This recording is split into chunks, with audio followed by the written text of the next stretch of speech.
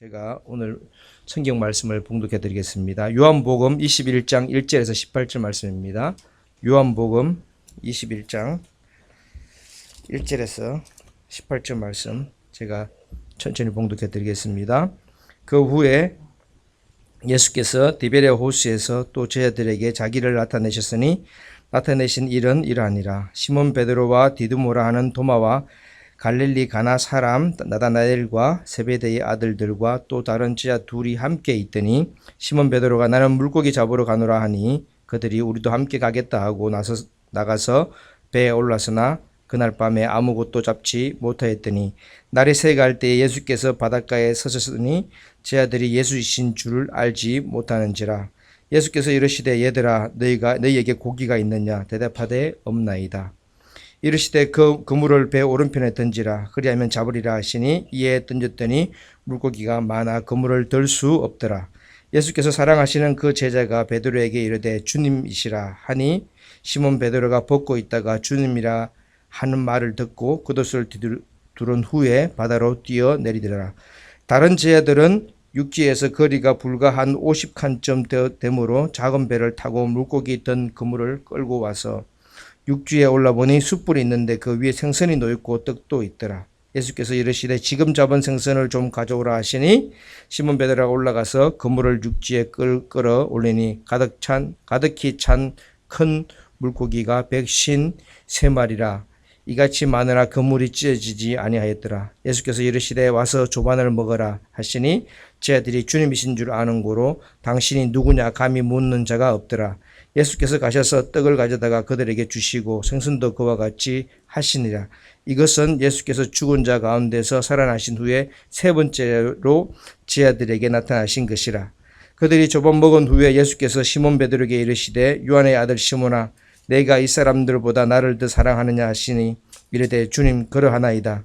내가 주님을 사랑하는 줄 주님께서 아시나이다. 이르시되 내 어린 양을 먹이라 하시고 또 두 번째 이르시되 요한의 아들 시몬아 내가 나를 사랑하느냐 하시니 이르되 주님 그러하나이다. 내가 주님을 사랑하는 줄 주님께서 아시나이다. 이르시되 내 양을 치라 하시고 세 번째 이르시되 요한의 아들 시몬아 내가 나를 사랑하느냐 하시니 주께서 세 번째 내게 나를 사랑하시나 하심으로 베드로가 근심하여 이르되 주님 모든 것을 아시오니 내가 주님을 사랑하는 줄을 주님께서 아시나이다. 예수께서 이르시되 내 양을 먹이라.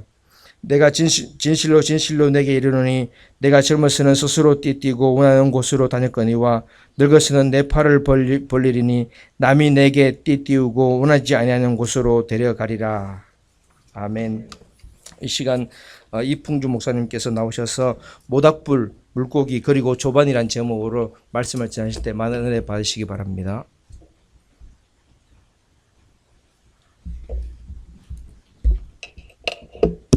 할렐루야. 저는 목사입니다. 동시에 저기 서던 신학교 학생이에요.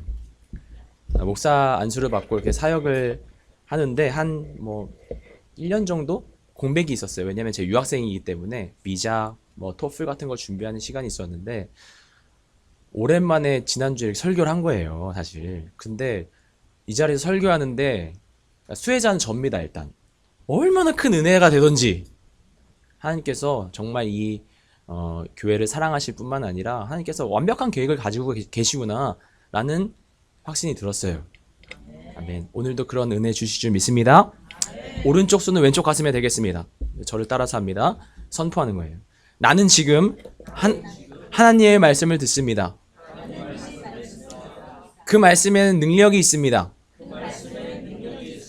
그 말씀은 나를 변화시킵니다. 나는 그 말씀에 순종합니다. 이번엔 조금만 더 크게 해보겠습니다. 나는 지금 하나님의 말씀을 듣습니다. 그 말씀에는 능력이 있습니다. 그 말씀은 나를 변화시킵니다. 나는 그 말씀에 순종합니다. 아멘. 내리셔도 좋습니다. 빠바바밤. 빠바바밤. 무슨 노래일까요? 교양이 있으시군요. 운명 교향곡이에요. 맞아요. 악성 베토벤. 100년에 한 명 나올까 말까 하는 음악가인 것 같아요. 너무 천재적이죠. 많은 곡들을 썼고요. 그의 그는 피아니스트이기도 하지만 작곡가이고 지휘가이기도 합니다. 음악인으로서 최고의 명성을 가지고 있습니다. 그런데 그가 인생 말년에 귀가 들리지 않게 됐다는 이야기가 역사책에 있어요. 그에 대한 책에 기록되어 있습니다. 맛을 못 보는 요리사, 앞을 못 보는 미술가, 만큼이나 귀가 들리지 않는 음악가. 어떻게 표현할 수 있을까요? 음악인으로서 인생이 끝났다고 볼 수도 있을 것 같아요. 여러분 한번 생각해 보십시오. 다른 건 몰라도 지휘를 하는데 들을 수가 없어요. 협연을 할 수가 없는 겁니다. 템포를 맞출 수가 없어요. 음악가로서 완전히 인생이 끝났다고 생각하는, 커리어가 끝났다고 생각하는 그 시점에 참 재밌는 기록이 있습니다. 최고의 불행이지 않겠습니까? 어쩌면 자기 인생을 비관하면서 이게 내 인생이 무엇인가 막 술독에 빠져서 살아도 괜찮을 법한데 역사에 따르면 그의 인생은 그 어느 때보다 말년에 풍성하고 너무 좋았다라고 기록하고 있습니다. 그의 생가에 가면요, 그가 아껴 쓰던 건반이 한 대 있다는 거예요. 최고의 피아니스트가 연주하는 최고의 건반. 얼마나 좋을까요? 그런데 이 귀가 들리지 않으니까 그 피아노가 슬슬 녹이 슬기 시작하는 겁니다. 어떤 건반은 줄이 풀려가지고 제 소리를 내지 못하는 거예요. 어떤 데는 너무 심각해요. 아예 줄이 끊어져 버렸어요. 툭툭툭툭. 낡은 건반이 한 대 있었다는 겁니다. 그리고 이 피아니스트는 이상하게도 그 건반 앞에 앉아서 말년에 1시간이고 2시간이고 3시간이고 많은 시간을 거기서 보냈대요. 계속 눈물을 흘리면서 얻은 깊은 세계에 빠져서 피아노를 몇 시간 동안 연주했대요. 여러분, 만약에 우리가 그 방에 들어가 있다고 한다면 그거는 아름다운 소리보다는 노이즈로 들렸을 것 같아요. 잡음으로 들렸을 것 같아요. 아무리 멋진 피아노가가 연주한다고 할지라도 조율이 하나도 안 된 건반이니까 말이에요. 그런데 이 피아니스트는 도대체 어떤 소리를 듣는 건지 그 건반 앞에 앉아서 몇 시간 동안 인생의 깊은 어떤 음악인으로서 시간을 보냈다는 겁니다. 어떤 작가가요, 이 이야기를 이렇게 써놓고 거기 밑에 코멘트를 달아놨는데 그 코멘트가 저희 큰 울림을 주었습니다. 이렇게 써 있었어요. 그 음악가는 실제로 그 피아노가 내고 있는 소리를 듣기보다는 어쩌면 귀가 들리지 않았기 때문에 이 피아노가 내야 될 소리를 마음으로 들었다. 이런 문장이었어요. 낡은 건반이지만 아름다운 사운드를 낼 수는 없지만 그의 마음속으로 그 소리가 내야 될 소리를 마음으로 들었기 때문에 그가 깊은 세계에 빠져서 연주를 할 수 있었다는 이야기. 이 이야기를 이렇게 들으면서요, 이 낡은 건반 말이에요. 낡은 건반. 이 낡은 건반이 꼭 다 갔다. 이런 생각이 들었습니다. 여러분, 저를 창조하신 분이 계세요. 제 인생을 연주하고 계신 분이 있습니다. 하나님이 내 인생의 피아노 소리를 들으실 때, 음악을 들으실 때 뭐라고 들으실까? 이런 생각이 드는 거예요. 저는 저를 너무 잘 알거든요. 어떤 순간에 가서는 내야 될 음정을 못 내요. 하나님이 기쁨이 되지는 못하는 그 순간 어쩌면 그거는 올이 나갔다고 볼 수 있겠습니다. 어떨 때는 심각해요. 공개적으로 이것이 드러나면 내가 사회생활을 할 수 있을까 싶을 정도로 내 안에 어두운 면이 있는지도 모르겠어요. 아예 줄이 끊어져 버리고 건반인데 이 음정을 내는 악기인데 타악기 소리가 나는 거예요. 막 툭툭툭툭. 이게 좀 심해지면요, 깊은 수렁에 빠지기 시작하고요, 슬럼프가 오기도 합니다. 설교자로서 메시지를 전하기 힘들 정도로 깊은 우울감에 빠질 때도 있습니다. 어떨 때는요, 크리스천으로 이 명찰 붙이는 것만으로도 너무 무거워. 이 명찰이 의지로 어떻게 좀 해보려고 하는데 안 되는 걸 어떻게 해요? 맨날 거기서 넘어지는 걸 어떻게 해요? 그 부분만 넘어지면 여지없이 불협함이 나는 거예요. 툭툭툭.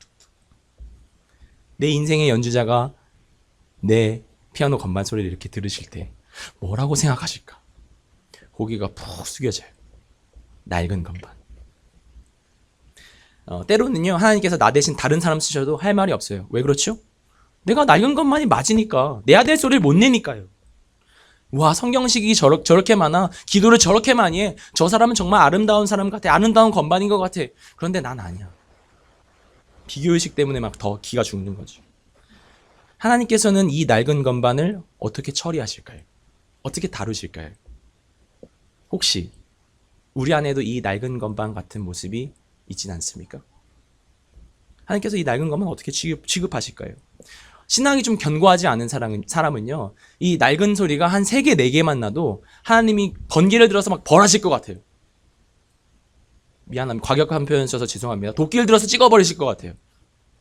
낡은 것만 저리 치워버리고 좋은 것만 갖다 놔. 저것처럼. 이렇게 낡아버리고 제소리를 못 내는 사람이랑 같이 할 수가 없다. 다른 사람 써야겠다. 꼭 이러실 것 같아요, 하나님. 그리고 그래도 나쁜 게 아니에요. 내가 낡은 것만이니까. 그러다가 문득 생각이 들었습니다. 성경에 나 같은 낡은 것만이 또 있지 않겠는가? 목사로서 이렇게 창세기부터 찾기 시작했어요. 낡은 것만을. 그러다가 오늘의 본문의 주인공 베드로라고 하는 낡은 건반을 만났습니다. 오늘의 본문의 주인공 베드로. 여러분, 이 낡은 건반으로 말할 것 같으면요, 정말 저의 모습을 잘 대변해 주는 사람이에요. 예수님의 수제자로 부름을 받았지만 그 불같은 성격 때문에 언제나 예수님께 꾸지람을 듣는 사람. 제자들이 막 시끌벅적하게 싸우고 있으면 항상 그 중심에는 베드로가 있어요. 혈기가 왕성해서요. 얼마나 그 성질이 고약한지, 얼마나 다혈질적인지 트러블 메이커예요. 잠잠해. 예수님이 오셔서요, 항상 진화하셨어야 했어요. 불을 끄셨어야 했어요. 여기 있는 사람이 다 사람들이 예수님을 버린다 할지라도 저는 버리지 않겠습니다. 호언장담했습니다. 예수님 앞에서 베드로가. 그런데 예수님께서 바로 대답하세요. 뭐라고 했죠? 너가 새벽 딱 울기 전에 3번 나를 부인해. 기가 팍 죽어요. 세상 사람들을 나를 누구라 하느냐? 제자들이요. 어떤 사람은요, 선지자라고 하고요. 어떤 사람은 살아 돌아온 요한이라고도 하고요. 너희는 뭐라고 하느냐? 갑자기 이 다혈질 베드로가 벌떡 일어나가지고 주는 그리스도시요 살아계신 하나님의 아들이시니라 막 다혈질적으로 하는 거예요. 하나님의 기쁨인데 그 다음에 예수님께서 내가 죽어야 되는 십자가에 대해서 얘기하니까 베드로가요, 안 됩니다. 그럴 리가 없습니다. 그랬더니 예수님께서 사단아 내 뒤로 물러가라. 은매 기주고 기가 팍 죽는 거지. 그의 가장 비참했던 실수는 우리가 모두 알고 있는 실수입니다. 예수님께서 대제사장 집에 끌려가서 고문을 심판을 당하고 있는데 몰래 쫓아갔어요, 베드로가. 그래서 사람들 틈바구니 숨어가지고 이렇게 보고 있는데 옆에 있는 작은 여종이 당신도 그 나사렛 땅 예수랑 같이 다닌 사람 아니야? 그랬더니요, 성경을 보니까 그냥 부인했다고 써있지 않아요. 3번 부인했는데 첫 번째, 두 번째 부인했습니다. 세 번째 보니까 저주하며 부인하여 이르되 이렇게 써있어요. 성경의 구약에 보게 되면 저주하지 말고 맹세하지 말라고 했잖아요. 그런데 3년 동안 목숨을 걸고 다녔던 그 선생님, 주는 살아계신 하나님입니다, 메시아입니다, 쫓아다녔던 그분이 죽게 생기니까 자기 목숨 건사하겠다고 부인하고 저주하는 거예요. 그 사람 몰라요. 아니 나 그 사람 저주합니다. 그러는데 저기 멀리서 새벽닭 우는 소리가 들리는 거예요. 꼭이요. 그때 이 베드로라고 하는 낡은 것만은 완전히 무너져 내렸어요. 그 자리에 주저앉고요, 펑펑 울기 시작합니다. 펑펑. 여러분, 어떻게 다시 회생시키겠어요, 이 낡은 것만은? 이제는 낡아서 이제 좀 고장난 정도를 넘어서서 이제는 회생 불가한 상태가 된 것입니다. 이제 폐기 처분해야 되는 상태가 된 거예요. 이런 상태 정도 되니까 나도 나를 인정할 수 없고요, 내가 생각해도 내가 너무 별로고, 예수님이 살아 돌아오셔도 난 안 돼. 난 안 돼. 나를 막 짓밟고요, 나를 막 늪으로 밀어 넣는 거예요. 여러분, 우리의 삶을 잘 대변한다고 생각하지 않습니까? 공동체 안에서 저는 참 교만한 사람입니다, 이런 거랑 차원이 다른 거예요. 어쩌면 그건 가면일지도 모르겠습니다. 진짜 나 혼자 있을 때 내 모습 말이에요. 내 모습. 하나님과 나만 단둘이 알고 있는 그 모습 말이에요.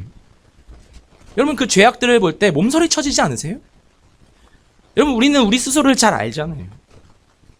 이런 치명적인 죄를 저지르게 되면 헤어나올 수 없는 늪을 막 나를 막 집어넣는 것이죠. 베드로가 그랬어요. 낡았다 이거. 어디 누를 건반이 없어. 혹시 우리 얘기 아닌가요? 하나님께서는 이 낡은 건반을 어떻게 처리하실까요? 예수님께서 아마 상식적인 선에 있는 분이셨다면, 베드로야, 내 생각엔 내가 좀 실수한 것 같다. 너 이제 집에 좀 돌아가야 될 것 같아. 너는 수제 작감이 아닌 것 같아. 이제 그만하고 집에 가. 라고 할 것 같아요, 저 같으면.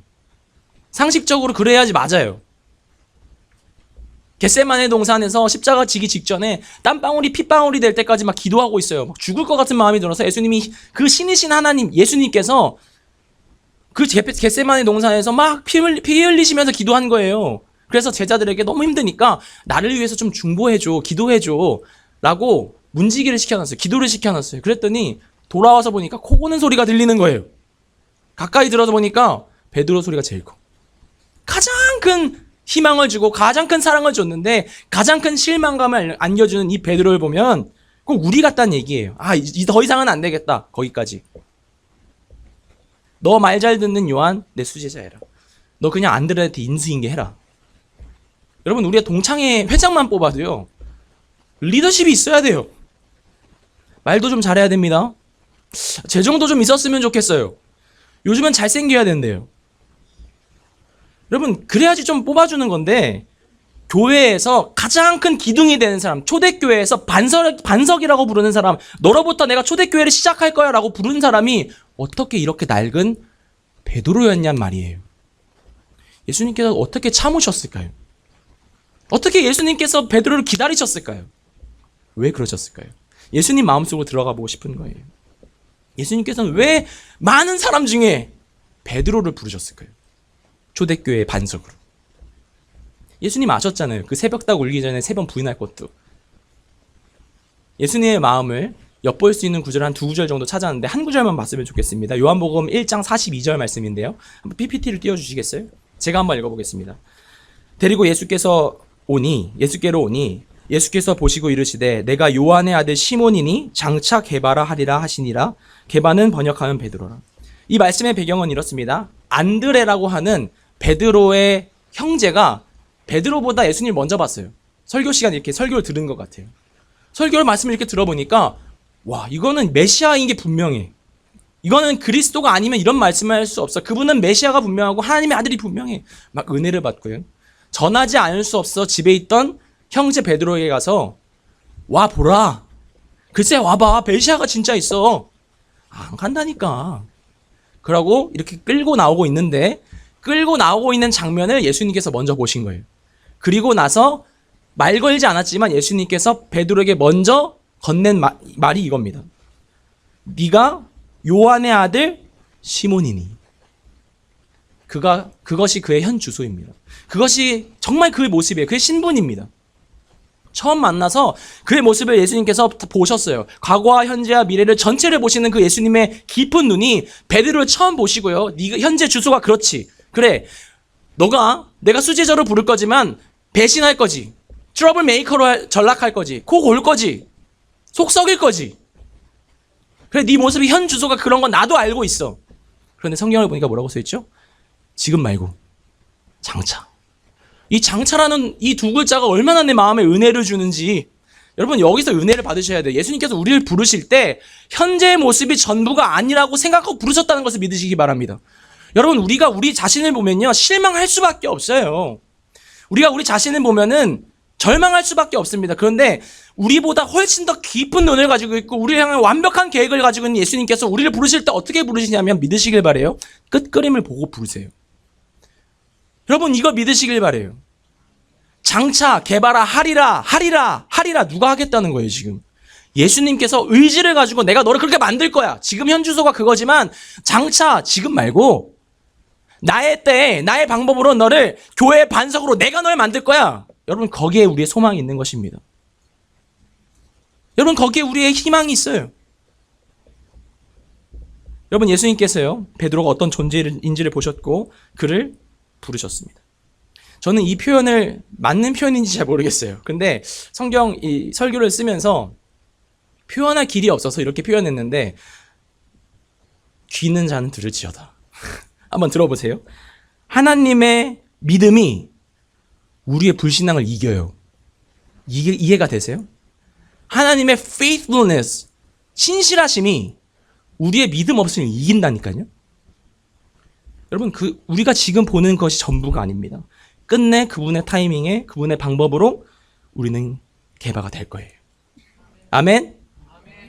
예수님이 이런 러브레터를 가지고 베드로를 어떻게 사랑을 전할까 막 전전긍긍하고 있는 거예요. 오늘 메시지가 지금. 베드로는 그냥 자기 늪을 만들어가지고 빠져있는데 이 러브레터를 내가 너에 대한 사랑이 변치 않았어라는 러브레터를 어떻게 전할까 막 이러고 있는 겁니다.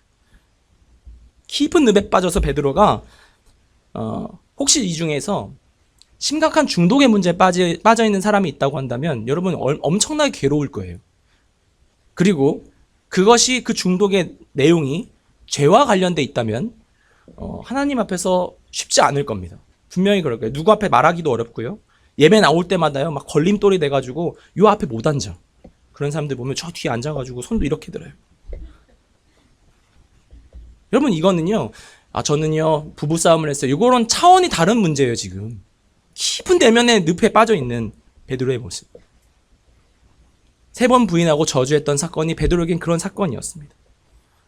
혹시 그런 사건을 저질러 본 적이 있습니까? 말하지 않아도 돼요. 속으로 솔직하세요. 베드로가요 부활하신 예수님을 만났어요. 성경을 보니까 예수님께서 부활하신 다음에 제자들이 죽임을 당할까봐 방에 이렇게 숨어 있었거든요. 유명한 장면이죠. 예수님께서 부활하신 다음에 벽을 통과하셔서 제자들 사이에 오셔서 평안이 있을지어다. 처음 만난 거예요. 제자들은. 그때 베드로 있었어요? 없었어요? 있었어요. 거기에 예수님 부활한 거 봤다니까요. 베드로가. 그때 누가 없었죠? 도마가 없었죠. 도마가. 그래서 도마한테 야 너 진짜 아깝게 됐다. 예수님 부활하셔서 우리 안에 나타나셨어. 도마가요. 거짓말하지 마. 그 못자국에 손가락 넣기 전까지는 나 안 믿을 거야. 두 번째 도마를 위해서 나타나셨어요. 그 자리에 누구도 있었어요? 베드로도 있었어요. 예수님 만났잖아요. 도마가 손가락 넣는 거 봤잖아요. 대화도 했잖아요. 그러면 예수님 감사합니다 나오면 되는데 그의 상심한 마음, 그의 패배주의에 빠진 이 영적 좌절감이 어떤 선택을 하게 만드냐면 나는 고기나 잡으러 갈래. 나는 희망이 없어. 예수님께서 살아 돌아오셨다고 한들 나도 내가 싫은데 나도 내가 절망스러운데 어떻게 거기 앞에 가겠어? 어떻게 내가 예수님 앞에 가겠어? 사명 다 날려버려요. 주님을 향한 열정 다 날려버립니다. 난 자격이 없어. 여러분 이 갈릴리라고 하는 장소가 아주 재미있는 장소입니다. 갈릴리가 어디죠? 예수님을 만나기 전에 생업을 이어가던 장소예요. 베드로에게. 예수님을 만날 때는요 막 돌아다니면서 복음을 전했어요. 그랬더니 이 죄악이 막 꽉 들어오고 예수님과의 관계가 꽉 단절되니까 어디로 가요? 옛날에 있던 거기로 가는 거예요. 죄악의 장소로 다시 가는 거예요. 예수님 만나기 전으로 막 돌아가는 거예요. 나를 막 그 미궁으로 집어넣는 거예요. 여러분 우리가 원치 않는 갈릴리로 가게 되고 죄악의 현장에 가게 되고 일상으로 돌아가면 늘 다람쥐 쳇바퀴 도는 것처럼 넌 크리스천처럼 사는 이유가 뭔지 아십니까? 내가 나를 인정할 수 없어서 그래요. 예수님이 나에게 원대한 사명을 주시고 나에게 거룩한 비전을 주셨다고 할지라도 내가 거기 앞에 번접할 수 없는 그런 존재이기 때문에 나를 인정할 수 없는 것이 자꾸 나를 갈릴리로 가게 만드는 것입니다. 예수님께서 이 사랑의 마음을 내가 너에 대한 마음이 변치 않았어 이 마음을 표현하셔야 되는데 이 깊고 넓은 우주적 관점으로 널 보고 있다는 것을 말씀하셔야 되는데 어떻게 할까 하시다가 예수님께서 오늘 베드로가 있는 그물질을 하고 있는 갈릴리 그 현장으로 가신 장면이 오늘 본문이에요. 자 이제부터는요 어떻게 그 낡은 건반을 아름다운 건반으로 만드시는지를 살펴볼 겁니다. 너무너무 감동스러운 장면이 나오죠. 시간적인 배경을 설명하고 있습니다. 새벽이었어요. 새벽도 그냥 새벽이라고 하지 않고 새벽 미명. 가장 어두운. 새벽전이 가장 어두워요. 그죠? 동트기 전. 가장 어두운 그 시간을 지나서 처음 해가 뜰랑말랑. 하늘이 빨갛게 물들었어요. 운치 있는 그 시간을 예수님께서 선택하셨어요. 그리고 저기 멀리서 구무질하고 있는 제자들을 두고 이 해변에다가 나뭇가지를 가져오기 시작하는 겁니다. 그리고 모닥불을 이렇게 피는 거예요. 그리고 아침 먹일 준비를 예수님이 해놓으셨어요, 미리. 보니까 제자들이 처음 예수님이 제자들을 만날 때처럼 이 어부질을 하고 있지만 물고기를 잡지 못하고 있거든요. 그랬더니 고기 좀 많이 잡으셨습니까? 밤새 못 잡았습니다. 저기 깊은 데로 가서 한번 그물을 던져 보십시오. 처음 같았으면, 베드로의 혈기가 있었을 때 같았으면 당신 지금 어디 출신이에요? 나 여기 잔뼈가 굵은 사람이야. 블라블라 막 그랬을 텐데 이 사람이 기가 팍 죽었어요. 그랬더니 당신의 말씀을 의지하여서 내가 던져보리이다. 성경에 이렇게 써 있습니다. 던졌어요. 어떻게 됐죠? 깜짝 놀랐어요.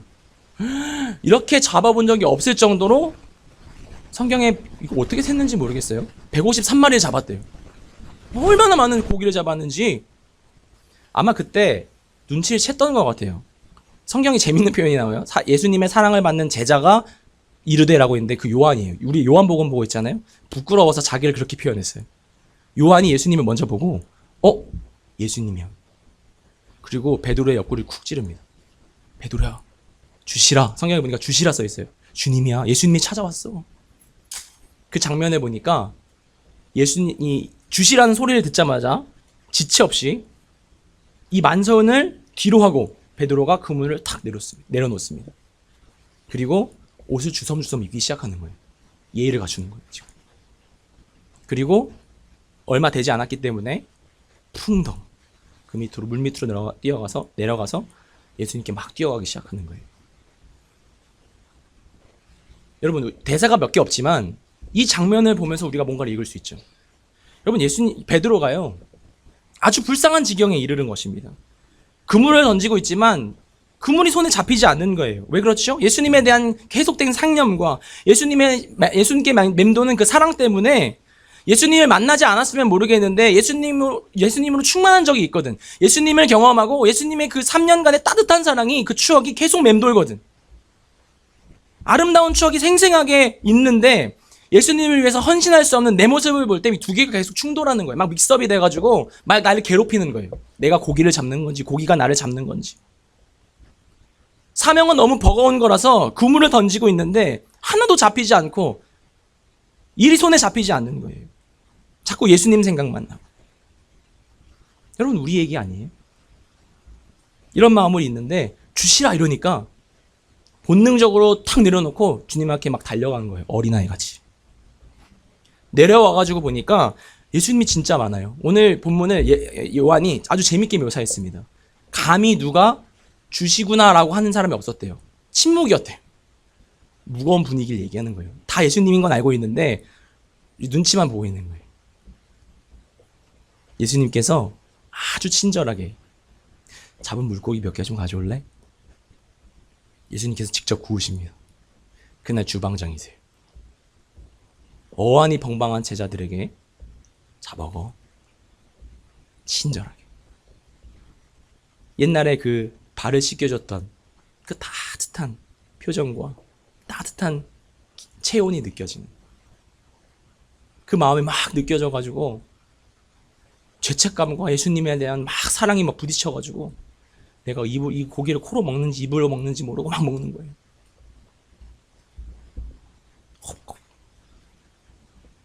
다 먹을 때쯤 예수님께서 아주 날카로운 질문을 하십니다. 아주 날카로운 질문이었어요. 우리가 뭘 살펴보고 있냐면 낡은 건반을 어떻게 아름다운 건반으로 만드는지를 살펴보고 있습니다. 예수님께서 이렇게 말씀하십니다. 네가 요한의 아들 시몬이니. 우리 어디서 봤죠? 방금 어디서 봤죠? 베드로 처음 만났을 때 한 얘기예요. 평소에는요 절대 그렇게 부르지 않았습니다. 베드로야, 게바야 애칭으로 불렀어요. 허물없이 지냈을 것입니다. 말하자면 이런 거예요. 풍주야 이렇게 부르다가 이풍주라고 한 거예요. 뜨끔했을 거예요. 뭐라고 하죠? 예수님께서 베드로야, 요한의 아들 시몬아, 너가 이 사람들보다 나를 더 사랑하느냐? 와, 이 질문은요 평생 듣고 싶지 않은 질문이었을 거예요. 자기의 이 아픈 마음을 가장 허를 찌르는 질문이었을 것입니다. 3번 저주했던 그 장면이 떠오르는 그런 거였을 거예요. 우리가 읽어보진 않았지만 예수님을 부인하는 그 장면에서 뭐가 있었냐면 모닥불이 있었거든요. 예수님 그 배경에 모닥불이 있어요. 째면서 부인한 거예요. 예수님께서 아마 그거를 연출하셨던 것 같아요. 닭이 언제 울었죠? 새벽에 울었어요. 오늘 언제예요? 지금 여기가? 새벽이에요. 예수님이 의도가 있어요 지금. 예수님이 의도를 가지고 막 하는데 막 찔러가지고 심지어 사랑에 대해서 물어봤어. 예수님께 베드로가 뭐라고 대답했죠?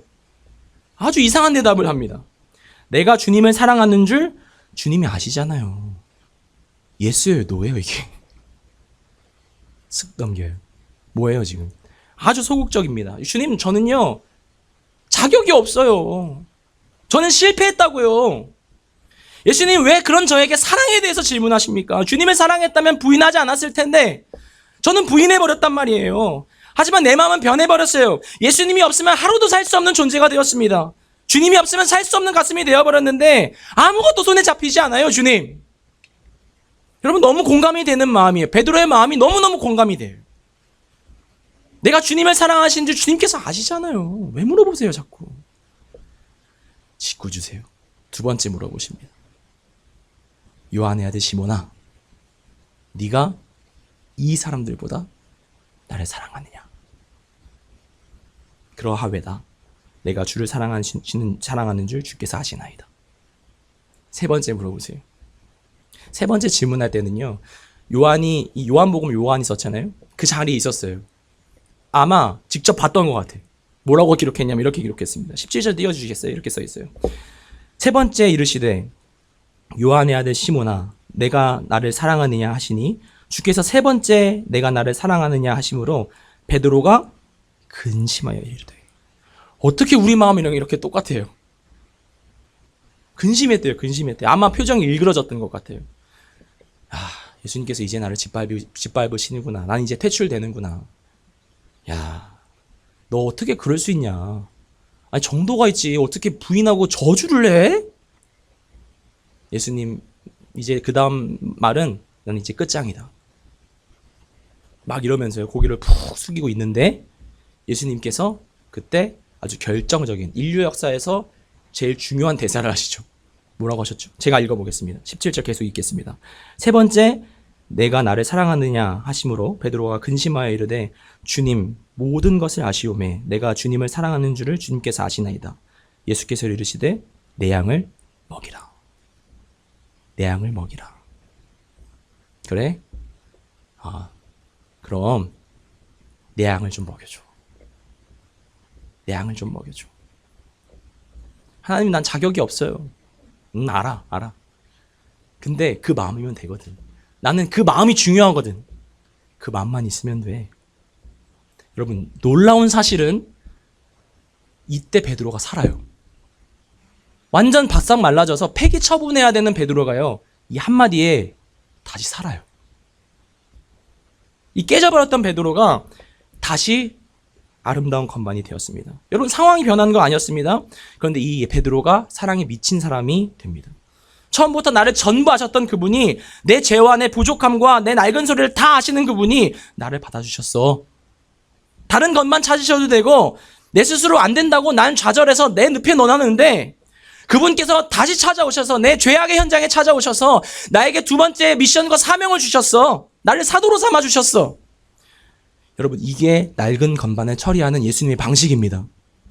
바싹 깨져버린 영혼을요, 다시 일으키시고 싸매시고 사명을 주세요. 많이 깨질수록 배신을 할 수가 없어요. 알거든, 내가 어떤 사람이었는지. 베드로야, 난 여전히 널 사랑해. 여전히 낡은 건반이었지만 아름다운 건반으로 만드시는 것은 주님의 몫이었습니다. 지금 이 모습이 너의 끝그림이 아니야. 내가 너를 처음부터 알고 불렀거든. 너가 낡은 건반인 거 다 알고 불렀고 부인할 것도 알았고 좌절할 것도 내가 알았거든. 근데 이게 내 끝그림이 아니다. 내가 너를 개바로 만든다고 했지? 지금이거든. 내 타이밍은 지금이거든. 여러분, 놀랍지 않으세요? 세상 사람은요, 자격이 있을 때 그의 퀄리피케이션 줘요. 그에게 자격을 줍니다. 근데 예수님은요, 완전 반대예요. 자격이 없을 때 찾아오세요. 자격이 없는 그에게 찾아오셔서 아무 조건도 없고 아무 자격도 없고 내가 할 수 없다고 고백할 수밖에 없는 그 자리에 찾아오세요. 그리고 그에게 다시 양떼를 먹이는 목자의 책임을 주십니다. 여러분, 예수님은요, 우리를 짓밟는 분이 아니십니다. 우리를 다시 회복하시고 우리에게 사명을 주시는 분입니다. 처음 보는 순간부터 개발을 꿈꾸셨던, 끝그림을 보셨던 예수님을 찬양하시기 바랍니다. 여러분, 사도 바울도 그걸 알고 있었어요.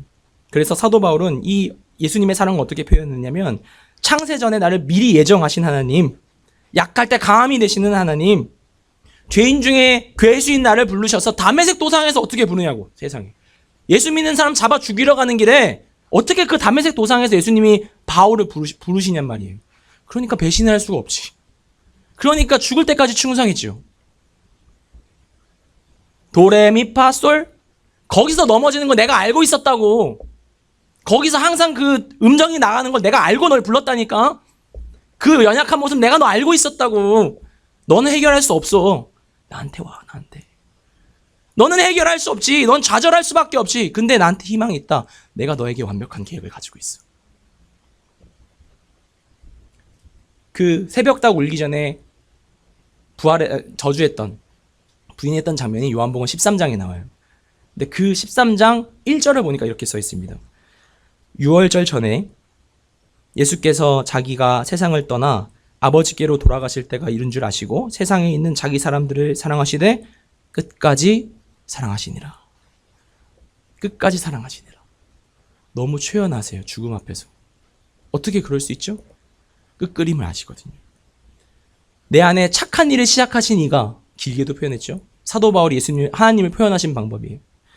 내 안에 착한 일을 시작하신 이가 내가 시작한 것도 아니고요. 하나님께서 시작하셨는데 그리스도 예수의 날까지 그 일을 이루실 줄은 내가 확신하노라. 여러분, 사도 바울이 그걸 알고 있었습니다. 그러니까 목숨을 바칠 수 있었죠. 오늘 이 구절을 한번 읽어보고 오늘 말씀을 마치고 기도했으면 좋겠습니다. 성경 주석책은 정말 재미없는 말만 써 있어요.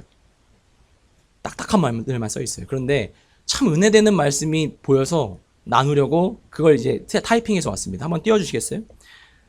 이렇게 써 있습니다. 생업이 어부였던 베드로는 한 목자에게 붙들려 변화되었습니다. 베드로가 자신의 가장 암울한 순간조차도 하나님의 양떼의 안녕을 가장 마음에 두었다는 사실이 경이롭지 않습니까? 베드로가 숯불 옆에 예수님과 함께 서 있던 그날 생선 굽는 냄새가 아침 공기를 가득 채웠던 그때부터 베드로는 자신이 어떻게 죽을지 알았습니다. 그러나 그는 끝까지 충성에 다했습니다. 자신의 참혹한 죽음에 대한 염려보다 예수께서 그를 먹이고 치라고 맡기신 주님의 양에 대한 관심이 더 컸습니다. 그래서 AD 63년에서 64년경 베드로는 동일하게 보배로운 믿음을 우리와 같이 받은 자들에게 두 번째 편지를 보냅니다. 베드로 후서란 뜻이에요. 전승에 따르면 AD 64년 그는 한때 모른다고 부인했던 그 주님을 위하여 십자가에 거꾸로 못 박혀 죽었다고 알려져 있습니다.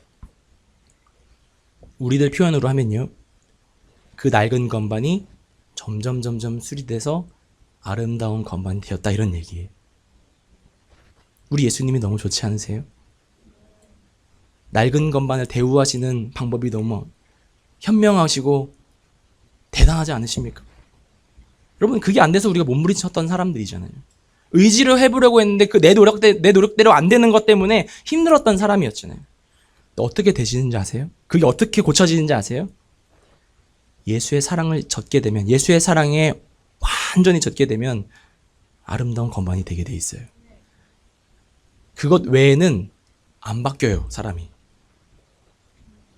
여러분, 방언도 패하고요, 화려한 스펙도 패할 거예요. 없어질 거예요. 하나 남을 거예요. 뭐가 남죠? 사랑만 남아요. 어떤 메시지를 전하면 좋을까? 제가 기도와 많이 하면서 준비했어요. 근데 하나님께서 저에게 강력하게 주시는 말씀은 뭐냐면, 풍지야, 가서 내 사랑 좀 전했으면 좋겠다. 사랑만 허다한 허물을 덮을 수 있거든. 사랑이 없으면 울리는 꽹과리거든. 예수의 사랑을 좀 전해다오. 내 사랑 좀 전해다오. 내 러브레터 좀 전해다오. 낡은 건반들이여, 예수께 나오십시오. 좌절의 늪에 빠져있는 영혼들이여, 예수 앞에 나오십시오. 예수, 사랑의 예수, 아무것도 조건도 없고 아무 쓸모도 없는 우리를 장차 개발하시는, 장차 하나님의 쓰임받는 교회의 반석으로 만드시는 예수님께서 당신을 초청하십니다.